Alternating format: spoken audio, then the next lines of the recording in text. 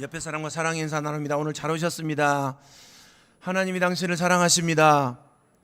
나도 당신을 사랑합니다. 할렐루야.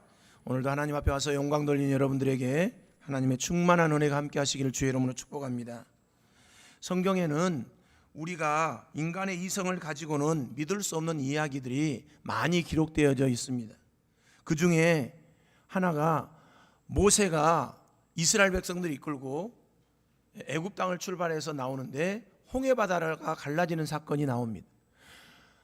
하나님께서 모세에게, 기도하는 모세에게 너는 기도만 하고 있지 말고 홍해바다를 향하여 지팡이를 들고 명령하라고 말씀하십니다. 그때 모세가 지팡이를 들고 홍해바다를 향해서 명령했을 때 홍해바다가 갈라지고 이스라엘 백성들이 마른 땅으로 지나가서 구원함을 받은 사건이 생깁니다.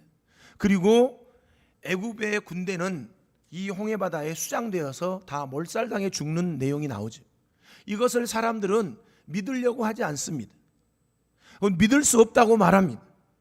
또 하나는 여호수아가 이스라엘 백성들을 이끌고 가나안 땅을 점령하는데 길갈에 진치고 있으면서 여리고성을 무너뜨리고 아이성을 점령합니다. 그리고 계속해서 가나안 땅을 점령해 나아가는데 기브온 사람들이 와서 그 이스라엘 백성들에게 화친을 맺고자 합니다. 화친을 맺는데 우리는 당신들의 종이 될 테니까 우리와 언약을 맺어 주십시오 해서 화친의 언약을 맺고 그들을 종 삼았습니다. 그런데 그 아모리족 속에 5 왕들이 있는데 이 왕들이 기브온 사람들을 향해서 너희가 우리를 배신하고 이스라엘 백성들과 함께 언약을 맺어 그러니까 너희들은 우리와 적이야. 그래서 그 아모리족 속의 5 왕이 기브온 백성들을 치기 위해서 전쟁을 일으킵니다. 기브온 사람들이 급하게 여호수아에게 전가를 보내서 우리를 도와달라고 합니다. 그때 여호수아와 이스라엘 백성들이 밤을 낮삼아서 기브온을 향하게 되고 거기에 가서 전쟁을 하게 되는데 전쟁을 승리하게 됩니다. 승리할 때 어떤 일이 생깁니까? 이제 전쟁이 막바지에 들어서 이제 조금만 더 공격을 하면 전쟁에서 완전한 승리를 거두게 되는데 해가 뉘엿뉘엿 넘어가게 됩니다. 그때 여호수아가 태양을 명령합니다. 태양아 멈춰라. 달을 향하여 명령합니다. 달아 멈추어라. 이렇게 이야기했을 때 태양이 멈추고 달이 멈추는 사건이 생깁니다. 여러분들이 잘 아시다시피 하루 24시간이 어떻게 해서 생긴 겁니까? 1년이 어떻게 해서 생깁니까? 1년이 생기는 것은 주기가 있잖아요. 태양을 중심으로 해서 지구가 태양을 한 바퀴 도는 것이 1년 걸리잖아요. 그런데 그 태양이 지구가 있는데 지구가 태양을 도는데 그것이 멈춰서야만 태양이 멈추는 결과를 가져오게 되죠. 우리에게 있어서는. 그런데 어쩝니까? 요 일들이 일어났다는 거죠. 그 궤도에 한번 벗어나게 되면 이 세상은, 이 지구는 멸망하고 마는데 그런 일들이 생겨났다는 거죠. 그래서 사람들은 기독교를 허구라고 이야기하는 사람들이 많습니다. 그것뿐만이 아니고 예수님께서 안진병자를 일으키시고 물 위를 걸으실 때 그 물에 빠지지 않고 오히려 또 베드로를 물 위로 걸어오라고 해서 베드로도 물 위를 걷는 사건들이 생겨납니다. 이거 우리 인간의 이성으로는 어때요? 도저히 이해할 수도 없고 일어날 수도 없는 일이 예수님을 통해서 일어나는 모습을 보게 됩니다. 오늘 본문 말씀도 마찬가지입니다.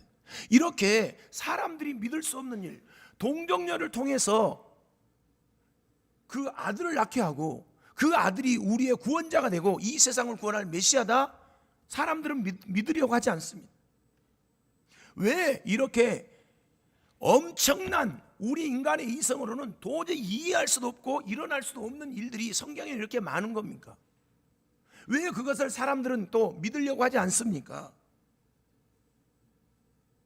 이 우리가 믿지 못하겠다고 하는 그 말을 한마디로 잠재워주는 말씀이 있는데 그 말씀은 무엇이냐? 여러분들이 잘 아시는 창세기 1장 1절입니다. 태초에 하나님이 천지를 창조하시니라. 아멘. 이 말씀을 믿느냐 믿지 않느냐에 따라서 이 모든 것들이 다 믿는 것과 믿지 않는 것으로 다 구분되어져 버립니다. 여러분, 성경은 딱 두 가지로 결론을 내릴 수 있는데, 제일 첫 번째는 딱 요겁니다. 태초에 하나님이 천지를 창조하셨다. 아멘. 성경을 두 부분으로 딱 나눈다면, 물론 신약과 구약으로 나뉘지만 신약과 구약을 전체를 묶어서 이야기하는 것과 또 이 한마디, 태초에 하나님이 천지를 창조하셨다, 이 한마디 갖고 그걸 딱 나누게 되는 거죠. 이 말씀이 믿어지면 나머지 것은 전부 다 믿어지게끔 되어 있습니다. 왜 그렇습니까? 여러분, 맨 처음에 하나님께서 아무것도 없는 데서 하늘과 땅을 창조하시고 저와 여러분들을 있게 하셨습니다. 그래서 이 세상 천지 만물을 하나님이 창조하셨어요. 그러니까 저와 여러분들이 그것을 믿게 되면 바다가 갈라지는, 모세가 지팡이를 들어서 바다를 가르는 사건도 이해할 수 있습니다. 왜 그렇습니까? 아니, 없는 물도 만들어 놓으셨던 하나님이 그 물 갈라지게 하는 것은 아무것도 아닌 거죠. 그 물 위를 예수님이 걷게 하시는 것도 하나님께서 없는 물도 만드신 분인데 그 물 위를 걷게 하시는 것은 뭐 어쩌면 당연한 일 아닙니까? 하나님께서 우리 인간을 창조하셨는데, 남자와 여자를 창조하셨는데, 흙으로 사람 지으시기까지 했는데 여자의 몸에서 아무런 것도 없이 그것을 여자에게서 남자를 만들어내는 것도 아무 일이 아닙니다. 그러니까 태초에 하나님이 천지를 창조하셨기 때문에 나머지 것들은 전부 다 이해할 수 있는 거죠. 그런데 이것이 이해가 안 되고 믿어지지 않으니까 어쩝니까? 나머지 성경 말씀도 다 믿어지지 않은 겁니다. 그래서 성경은 딱 두 부분으로 나눈다면, 이 한 구절, 태초에 하나님이 천지를 창조하셨다는 말씀과 나머지 창세기 1장 2절부터 시작해서 요한계시록 22장 마지막 절까지를 한 부분으로 나눌 수 있습니다. 이 태초에 하나님이 천지를 창조하셨다고 하는 말씀, 이 한마디만 믿으면 나머지는 다 해결되는 거죠. 아멘. 그래서 여러분, 하나님이 인간이 아니라는 사실을 아셔야 됩니다. 이 말은 무슨 말이냐면, 하나님은 우리 인간의 이성이나 우리의 생각 가운데 머물러 계신 분이 아니라는 겁니다. 그 한계를 초월해서 모든 것, 우리가 상상할 수도 없는 일을 다 행하시는 분이 하나님이라는 거죠. 그러므로 여러분, 하나님을 우리 인간의 이성으로 한계 안에 가두려고 두지 않기를 주의 이름으로 축복합니다. 우리가 생각하는 하나님이 아니에요. 우리가 생각하는 하나님은 더 이상 하나님이 아닌 거예요. 우리가 생각하는 하나님 계시지만 그 하나님이 하나님의 전부냐 아니라는 거죠. 우리는 마치, 예를 들자면 코끼리가 있으면 코끼리 발바닥에 때만큼이나 우리가 생각하는 하나님은 그만큼도 안 되는 거죠. 우리가 하나님을 안다고 할 때 그 하나님을 아는 것은 어떤 부분이냐면 바로 작은 먼지 같은 부분만 알고 있는 거예요. 하나님은 우리가 생각하고 상상하는 그런 하나님이 아니라니까요.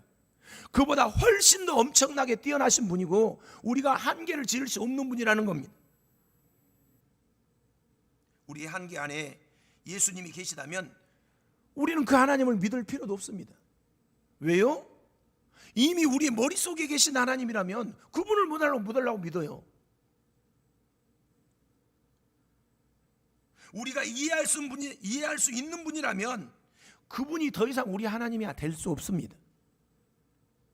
그래서 성경에는 우리가 믿을 수 없고 이해할 수 없는 많은 기적과 이적과 표적들이 그대로 나타나 있는 거죠. 그것이 뭐냐? 바로 하나님의 능력입니다. 그 능력을 우리는 믿고 그 능력을 우리에게 행해 주실 것으로 믿고 따르는 겁니다.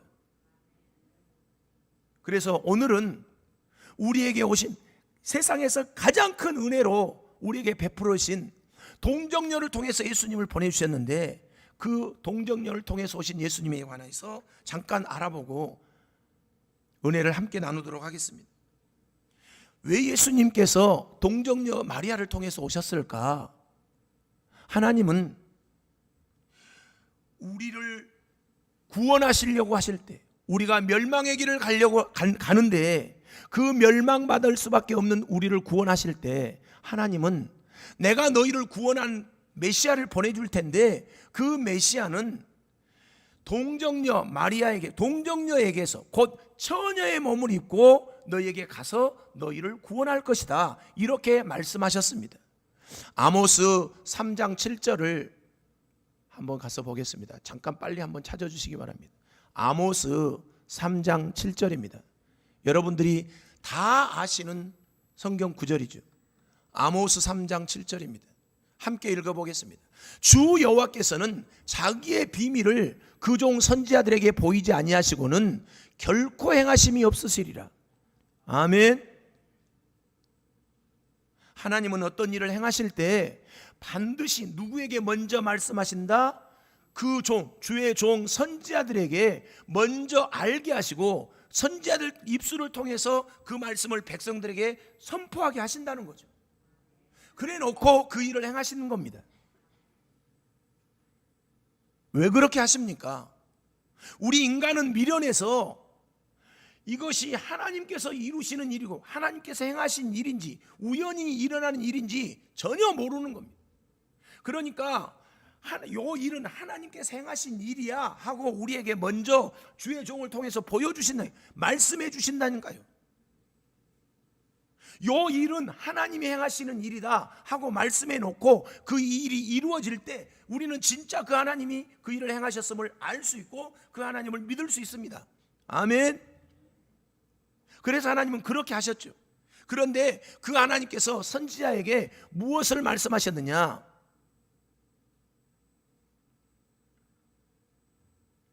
하나님은 다윗을 통해서, 다윗이 하나님 앞에 성전을 건축하겠다고 서원합니다. 나는 이 백향목 궁전에 살고 있는데 하나님의 언약궤는 천막 가운데서 정말 초라한 모습으로 있다. 그래서 내가 하나님의 성전을 건축해서 그 언약궤를 성전에 넣어드려서 하나님을 모시겠다고 합니다. 그때 어쩝니까? 그것을 가상히 여기신 하나님께서 이런 약속을 하시죠. 나단 선지자를 통해서 이렇게 약속하십니다. 사무엘하 7장 12절 말씀에서 네 수완이 차서 네 조상들과 함께 잘 때 내가 네 몸에서 날 자식을 네 뒤에 세워 그 나라를 견고하게 하리라. 이 말씀은 무엇을 말씀하는 것이냐면 다윗이 하나님 앞에 성전을 건축하여 바치겠다고 할 때 하나님께서 다윗에게 복을 주시면서 약속하신 내용인데, 이것은 바로 너와 네 자손들 대대로 왕위를 이어가게 하겠다는 겁니다. 이것은 육신적인 다윗의 왕가를 의미할 뿐만 아니라 이것은 곧 메시아, 너희를 구원할 메시아가 네 가문에서 나서 너희 백성들을 다 구원해내겠다고 하는 하나님의 약속의 말씀입니다. 그래서 하나님은 먼저 선지자에게 하나님의 말씀으로 네 후손을 통해서 이스라엘 백성들을 구원해내겠다고 약속하셨기 때문에 우리의 구원자로 오시는 분은 반드시 누구를 통해서 와야 되냐? 다윗 가문을 통해서 와야 되는 거예요. 사무엘하 7장 16절 말씀에서 이렇게 말씀합니다. 네 집과 네 나라가 네 앞에서 영원히 보존되고 네 위가 영원히 견고하리라. 아멘. 그래서 마태복음 1장 1절을 가서 보면 아브라함과 다윗의 자손 예수 그리스도의 세계라고 말씀합니다. 아브라함과 다윗의 자손 예수 그리스도의 세계다. 왜 거기 아브라함이면 아브라함이지 왜 다윗이 또 나옵니까? 하나님께서 누구를 통해서? 다윗을 통해서 구원자를 보내주시겠다고 약속하셨기 때문에 이 다윗이 나온 겁니다.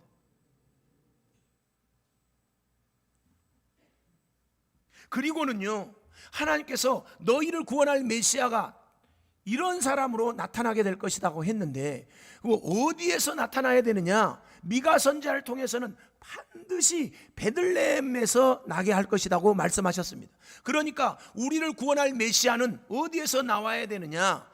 베들레헴에서 나와야 됩니다. 누구 가문에서 나와야 되고 다윗 가문에서 나와야 되고, 또 그 다윗 가문에 나와야 될 뿐만 아니라 그분은, 우리를 구원할 메시아는 베들레헴에서 나야 된다고. 예, 베들레헴에 성지순례를 가서 보면 큰 주차장이 하나 있습니다. 물론 그곳에 전 세계 사람들이 다 모이니까 그 주차장이 별로 크지 않죠.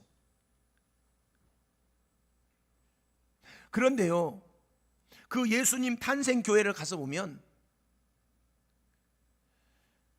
전 세계 사람들이 다 모여들어요. 그곳에서 예수님이 탄생하시는데, 우리의 메시아요 구원자가 탄생하시는데, 그곳을 많은 사람들이 방문합니다.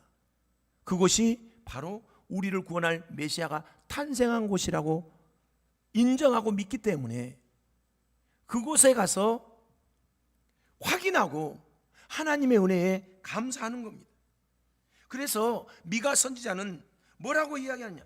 베들레헴 에브라다야, 너는 유다 족속 중에 작을지라도 이스라엘을 다스릴 자가 내게서 내게로 나올 것이라. 그 근본은 상고의 영원에 있느니라. 아멘. 여러분, 그래서 하나님께서 로마 황제 아구스도 때에 로마 식민지로 있는 모든 백성들은 자기 고향으로 가서 호적을 정리하라고 명령을 내립니다. 그때 나사렛 지방에 살고 있었던 이 요셉이 정원한 마리아와 함께 베들레헴으로 가서 호적을 정리하러 갔다가 만삭됐던 마리아가 아기를 낳게 되고 진짜로 예수님을 낳게 되는데, 그 예수님을 베들레헴에서 낳았습니다. 그래서 어쩝니까? 미가 선지자가 예언했던 대로 우리를 구원할 메시아는 베들레헴에서 날 것이라고 말씀했는데, 그 말씀이 그대로 이루어졌던 것을 보게 됩니다. 그리고 또 하나, 반드시 너희를 구원할 메시아는 처녀의 몸에서 탄생하게 될 거다. 이걸 이사야 선지자가 이사야 7장 14절에서 이렇게 말하고 있습니다. 그러므로 주께서 친히 징조로 너희에게 주실 것이라. 보라, 처녀가 잉태하여 아들을 낳을 것이요 그 이름을 임마누엘이라 하리라. 아멘. 너희를 구원할 메시아는 내가 처녀의 몸에서 나서 너희에게 보내주겠다고 약속했던 거죠. 그러니까 이 약속의 말씀이 이루어지기 위해서는 누구의 몸에서 나야 돼요? 처녀의 몸에서 나야 돼요. 그래서 예수님이 동정녀 마리아에게서 탄생하신 것은 뭐냐? 하나님의 약속의 말씀을 이루기 위함이었습니다. 왜 동정녀 마리아에게서 그러면 탄생합니까? 동정녀 마리아에게서 예수님이 탄생하셨다는 것은 뭘 의미합니까? 바로 예수님이 우리 인간의 몸뿐만이 아닌 하나님의 신성을 이어받아서 이 땅에 왔다는 것을 증거하는 겁니다.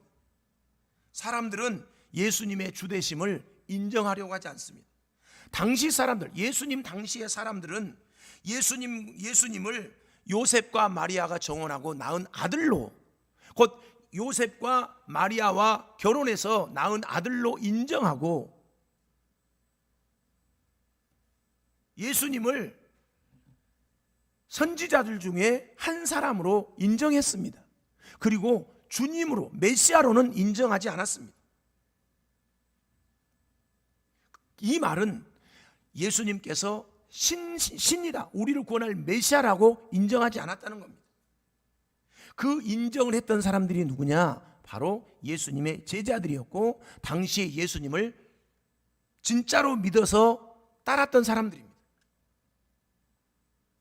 그런데 여러분, 왜 이렇게 예수님이 하나님의 아들이요 진짜 우리를 구원할 메시아라고 인정될 수밖에 없느냐? 예수님은 비록 여인의 몸을 통해서 인간의 몸을 입고 태어나셨지만 그분은 본래 하나님의 본체셨고 하나님과 동등된 분이었다고 성경은 말씀합니다. 사도 바울이 빌립보 교회 성도들을 향해서 빌립보서 2장 6절 말씀에서 이렇게 말씀합니다.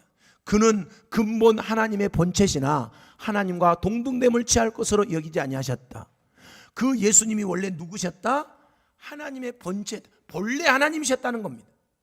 그런데 하나님과 동등됨을 취할 것으로 여기냐, 하나님, 자기를 하나님으로 인정하지 않고 오히려 육체를 입고 왔다.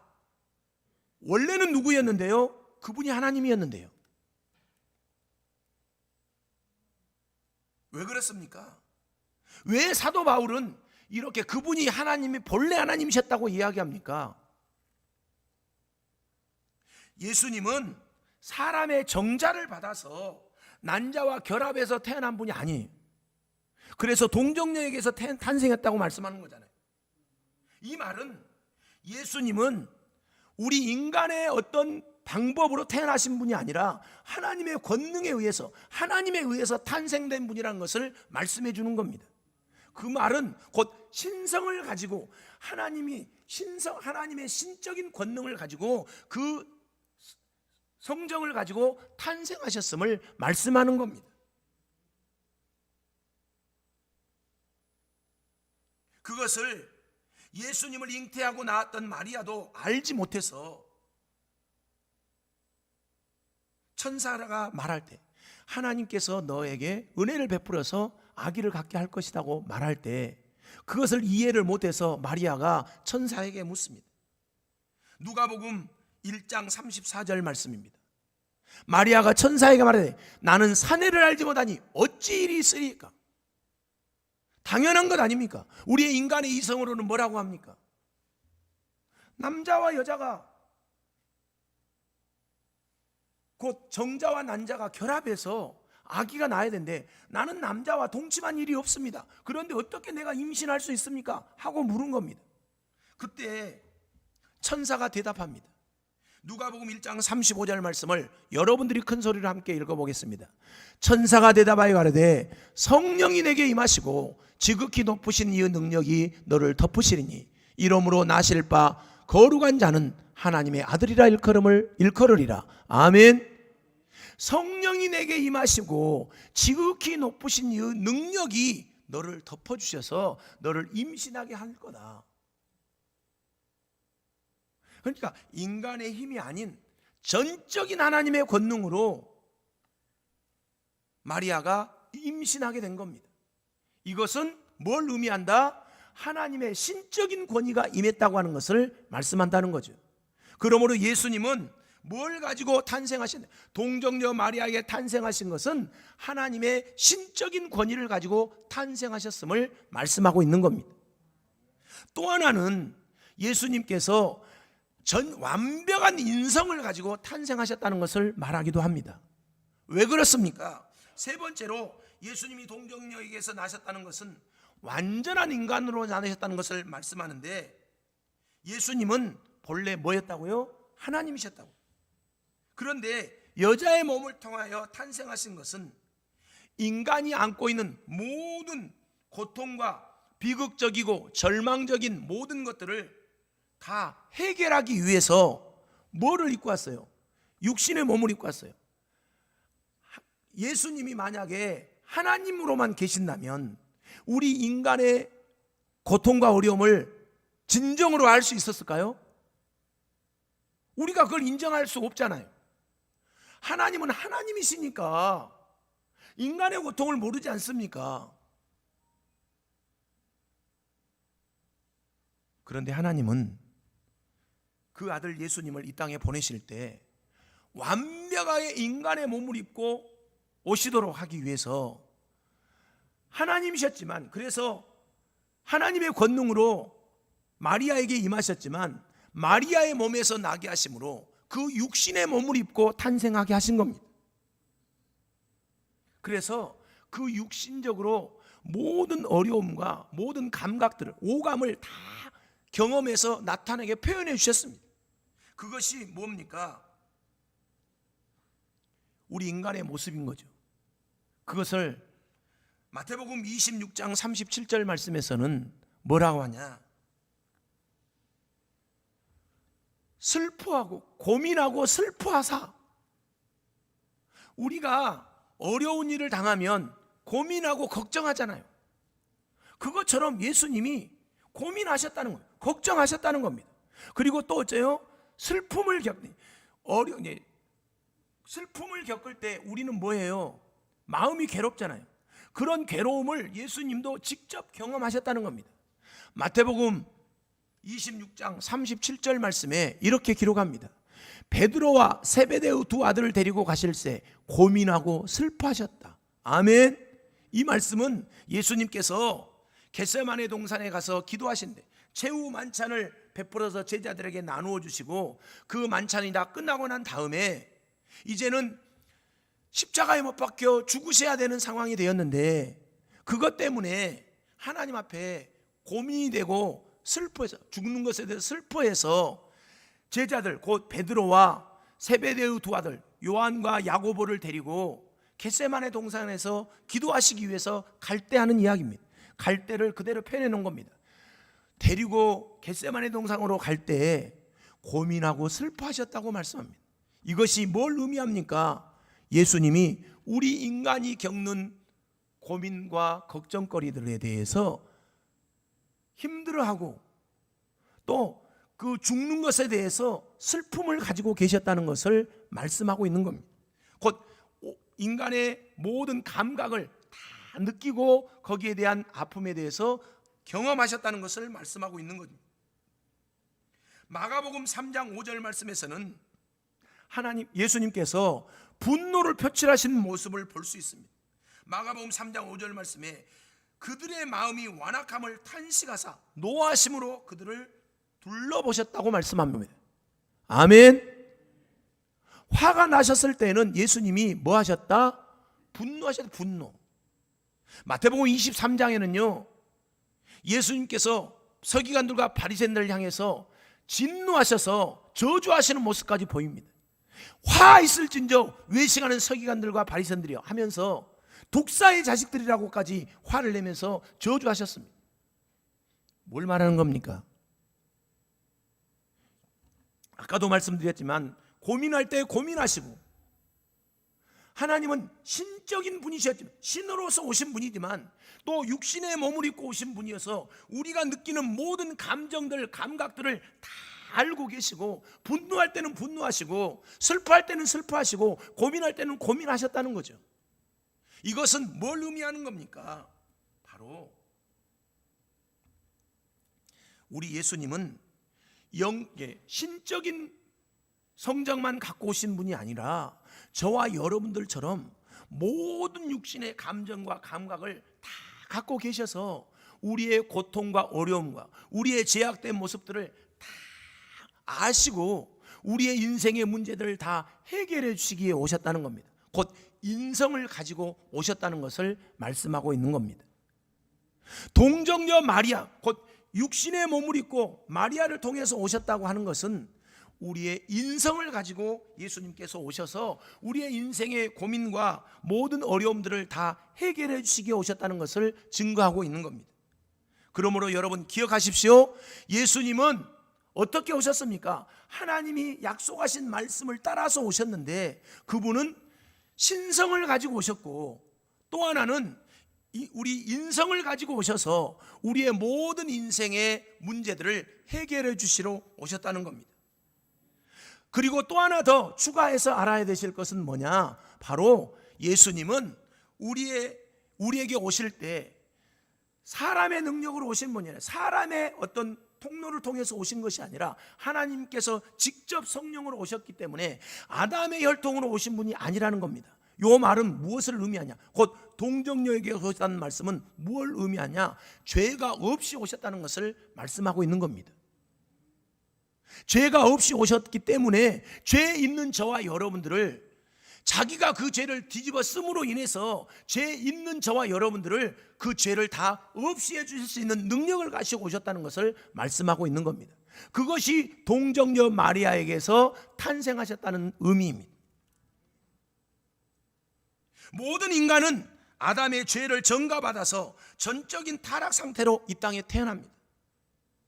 그래서 모든 사람이 죄를 범하였음에 하나님의 영광이 이르지 못한다고 했습니다. 의인은 없나니 하나도 없다고 했습니다. 그런데 오직 유일하신 의로운 분 한 분, 예수님은 죄 없이 탄생하신 겁니다. 로마서 5장 12절 말씀에 이런 말씀이 있습니다. 한 사람으로 말미암아 죄가 세상에 들어오고 죄로 말미암아 사망이 왔나니 이와 같이 모든 사람이 죄를 지었으므로 사망이 모든 사람에게 이르렀다. 아멘. 한 사람이 누구예요? 그 죄인이 누구였습니까? 아담이었습니다. 아담 한 사람이 죄를 지음으로 말미암아 그 사람이 제일 처음 사람이었기 때문에 그 아담 한 사람으로 인해서 모든 사람에게 죄로 인한 사망이 왔습니다. 그래서 모든 사람이 다 죄를 지어서 멸망의 길을 가게 된 거죠. 그것은 바로 아담의 피가 모든 인류에게 흘러서 그 아담이 지은 죄가 모든 사람에게 이어졌다는 겁니다. 그런데 예수님은 아담의 피를 받아서 이 땅에 오신 것이 아니라 하나님의 권능으로 오신 분이기 때문에 죄가 없이 우리에게 오셨다는 거죠. 그래서 죄 있는 우리를 구원하실 수 있는 자격을 가지시게 된 겁니다. 이것이 예수님께서 동정녀를 통해서 오신 의미인 거죠. 여러분, 죄인이 어떻게 죄인을 구원할 수 있습니까? 죄인은 뭐 해야 돼요? 거기에 합당한 죄의 대가를 심판받아야 되잖아요. 그러면 죄인이 다른 사람을 구원해낼 수가 없잖아요. 그래서 예수님은 육신의 몸을 입고 오셨지만 죄 없는 모양으로 오셔서 죄 있는 우리를 구원하시려고 동정녀를 통해서 오셨다는 뜻입니다. 로마서 5장 15절 말씀에 그래서 이 5장 12절 말씀과 반대되는 말씀을 하고 있습니다. 그러나 이 은사는 그 범죄와 같지 아니하니 곧 한 사람의 범죄를 인하여 많은 사람이 죽었은즉 더욱 하나님의 은혜와 또는 한 사람 예수 그리스도의 은혜로 말미암아 선물이 많은 사람에게 넘쳤으리라. 아멘. 이 은사로 말미암아 무엇 때문에요? 이 은사는 그 범죄와 같이 아니한다 그랬습니다. 여기에서 은사는 예수님께서 죄가 없이 탄생하신 것을 말씀하는 겁니다. 그 예수님이 죄 없이 동정녀 마리아에게서 탄생한 것은 아담이 범죄함으로 우리를 낳아서 우리가 탄생한 것과 같지 않다 이 말입니다. 그래서 한 사람이 범죄로 인해서 많은 사람이 죽었지만 예수님은 정반대로 그 예수님 한 사람으로 인해서 많은 사람들이 은혜를 받고 제사함을 받아서 구원함을 받을 수 있도록 죄 없는 예수님이 오셨다는 것을 말씀하고 있는 겁니다. 그러므로 여러분, 예수님이 동정녀 마리아에게서 탄생하셨다는 것은 죄가 없이 탄생하셨다는 것을 말씀합니다. 그러므로 사랑하는 여러분, 예수님은 하나님께서 약속하신 말씀대로 오셨는데 그 약속의 말씀이 뭐였다? 신성을 가지고 그 약속의 말씀이 반드시 다윗 가문에서 나셨고, 아멘, 나셔야 되고, 베들레헴에서 나셔야 되고, 반드시 동정녀 처녀의 몸에서 나셔야 되는데 그 예수님께서 어떻게 오셨느냐? 신성을 가지고 오셨고 인성을 가지고 오셨고 곧 죄가 없이 오셨기 때문에 저와 여러분들의 모든 죄를 용서하고 저와 여러분들이 죄 지은 모든 것들을 짊어지고 우리를 대신해서 십자가에 못 박혀 죽으심으로 저와 여러분들을 구원하기 위해서 오셨다는 것을 증거하고 있는 겁니다. 그러므로 어떤 사람들이 우리는 동정녀라고 하는 처녀의 몸에서 예수님이 났다고 하는 것을 믿을 수 없다고 이야기할지라도 우리는 그것이 우리에게 하나님께서 베풀으신 가장 큰 은혜요, 그것이 우리에게 주신 하나님께서 주신 가장 큰 축복인 것을 믿고 그 하나님을 찬양하는 겁니다. 그 주님이 탄생하신 날이 언제냐? 12월 25일 성탄절인 겁니다. 그분이 오실 때 저와 여러분들이 이 예수님을 기쁨으로 맞이할 수 있는 복된 성탄이 되시기를 예수님 이름으로 축복합니다. 사랑하는 성도 여러분, 예수님은 우리의 구원자로 오셨습니다. 또 세상을 심판하실 심판자로 다시 오십니다. 그 예수님이 오시는 날 여러분 어떻게 주님을 맞이하시겠습니까? 주님 오실 때 할렐루야 찬송하며 기쁨으로 성탄의 기쁨을 함께 나눌 수 있는 믿음의 사람들이 되시기를 예수님 이름으로 축복합니다. 기도하겠습니다. 하나님 아버지, 감사와 찬송과 영광을 우리 하나님 앞에 돌려드립니다. 오늘도 저희들을 사랑하셔서 주의 몸된 전에 불러주시고 성탄의 기쁨을 기다리며 준비할 수 있도록 은혜를 다하신 아버지 감사드립니다. 대림절 넷째 주일 마지막 주일로 하나님 앞에 영광을 돌리게 하신 아버지, 저희들이 기쁜 성탄을 맞이할 수 있도록 우리의 심령 가운데 오셔서 육의 사람 변화의 성령의 사람이 되게 하시고 오직 주님을 사모하며 우리 하나님을 찬양하는 복된 백성들이 되게 하여 주시옵소서. 사모하는 백성들에게 성탄의 기쁨이 충만하게 임하게 하여 주시옵소서. 동정녀 마리아를 통해서 우리에게 오시고 우리를 구원하셔서 영원한 우리의 주님이 되신 예수님 이름으로 감사하고 기도하옵나이다. 아멘.